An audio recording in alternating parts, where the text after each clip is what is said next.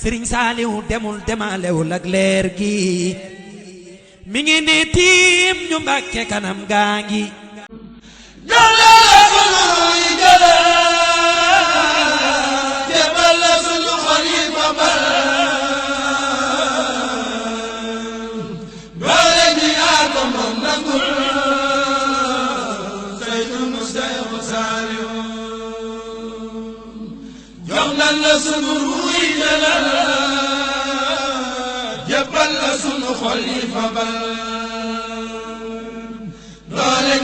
يا من خان وكان حقا علينا نشر المؤمنين jërëjëfati Serigne Saliou يا من خان وكان حقا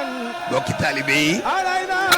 نشر المؤمنين بركة سيدي ساليو maa ngi leen di nuyu يا من خان وكان حقا علينا نشر المؤمنين jërëjëfati Serigne Saliou يا من خان وكان